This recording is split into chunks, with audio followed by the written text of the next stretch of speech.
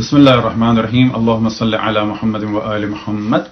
کیا محرم اسلامی سال کا پہلا مہینہ ہے بھی یا نہیں؟ بس سب سے پہلے ہم ڈسکس کرتے ہیں کہ یہ تصور کہ اسلامی کیلنڈر کی ابتدا خلیفہ دوم کے زمانے میں ہوئی، یہ نظریہ سوائے توہین رسالت کے کچھ بھی نہیں، کیونکہ ایسا سوچنا اس بات کا نتیجہ ہے کہ یہ کوئی تصور کرے گا کہ رسول اللہ صلی اللہ علیہ وسلم کو اسلامی کیلنڈر کی کوئی بھی فکر نہیں تھی اور دنیا سے چلے گئے،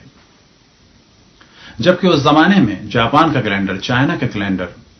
حتیٰ جنوبی امریکہ کا مایا کیلنڈر، انڈیا کا کیلنڈر اور خود سرزمین عرب میں عربوں کا کیلنڈر تھا،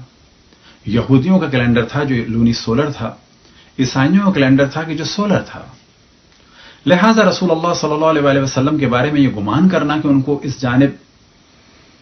بالکل بھی توجہ نہیں تھی، ان کی اس جانب، تو یہ بالکل توہین رسالت کے مترادف ہے۔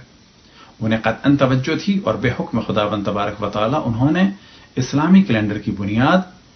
چاند پر رکھی، یعنی قمری کیلنڈر کو قرار دیا اور اس کا پہلا مہینہ اپنی ہجرت کو قرار دیا۔ آپ کی ہجرت پہلی ربیع الاول کو ہوئی مکے سے مدینے کی جانب، 8 کو آپ قبا پہنچے اور 12 کو آپ مدینہ پہنچے۔ لہذا اسلامی سال کا پہلا مہینہ ربیع الاول ہے، نہ کہ ماہ محرم۔ اب یہاں پر سوال کیا جا سکتا ہے کہ یہ ماہ محرم کیسے اسلامی سال کا پہلا مہینہ ہو گیا؟ تو جواب یہ ہے کہ رسول اللہ صلی اللہ علیہ وسلم کی نبوت سے پہلے، اعلان نبوت سے پہلے، یا یہ کہا جائے کہ مدینے آنے سے پہلے تک ماہ محرم عربوں کا پہلا مہینہ تھا، لیکن رسول اللہ صلی اللہ علیہ وسلم نے ربیع الاول کو پہلا مہینہ قرار دیا۔ اور یہ والا موضوع تاریخ کی مختلف کتابوں میں معاہدوں کی صورت میں اور لیٹرز کی صورت میں موجود ہے، کہ جن میں سے ایک کا ہم حوالہ دیں کہ جب رسول اللہ صلی اللہ علیہ وسلم نے معاہدہ کیا نجران کے عیسائیوں سے، اور جسے مولا امیر المؤمنین علیہ الصلوۃ والسلام نے لکھا، تو اس میں جو تاریخ بیان ہوئی اس کی ابتدا ہجرت ہی سے تھی اور اسے بعد الہجرہ کہا گیا۔ شروع میں ہجرت کے بعد مہینوں کو بیان کیا جاتا تھا، پہلا مہینہ، دوسرا مہینہ، 10واں مہینہ، 15واں مہینہ، 20واں مہینہ، اور بعد میں سالوں کا حساب ہونے لگا۔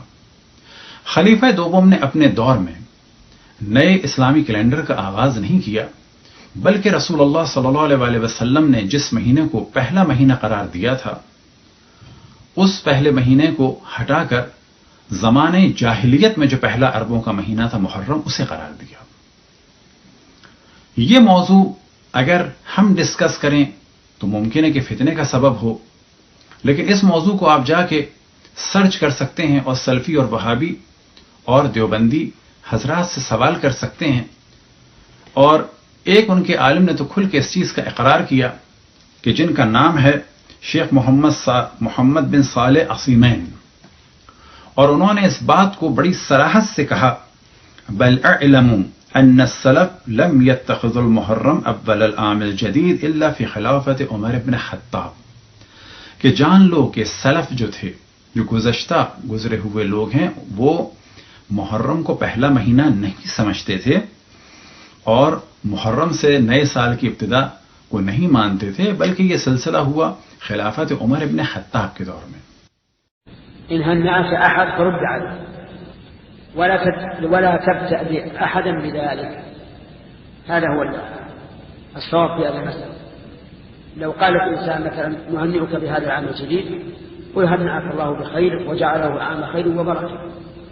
لكن لا تبتدئ من أسأله، لأنني لا أعلم أنه جاء عن السلف أنهم كانوا يهنئون بالعام الجديد، بل اعلموا أن السلف لم يتخذوا المحرم أول العام الجديد إلا في خلافة عمر بن الخطاب رضي الله عنه۔ نعم۔ اسکرین پر آپ اس ویب سائٹ کو دیکھ سکتے ہیں کہ جس کا نام ہے اہلحدیث.com، اور اس کا لنک بھی آپ کے سامنے ہے، اور یہی والا موضوع آپ کو مکتبۃ الشاملہ میں بھی مل جائے گا، کہ جہاں پر جب ان سے سوال ہوا تو انہوں نے یہی جواب دیا، اور یہی والا موضوع آپ کو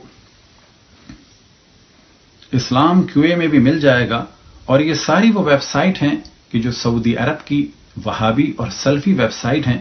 اور آپ خود بھی جا کے پوچھ سکتے ہیں، سرچ بھی کر سکتے ہیں. آپ ہماری بات کا بے شک یقین نہ کریں اور سلفی اور وہابی اور دیوبندی علماء سے جا کے پوچھیں کہ کیا یہ موضوع صحیح ہے یا نہیں ہے. اور اگر یہ ہم بیان کر رہے ہیں تو کم سے کم یہ شیخ عثیمین کی رائے ہے یا نہیں ہے. برحمتک یا ارحم الراحمین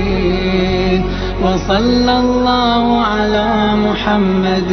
وآلہ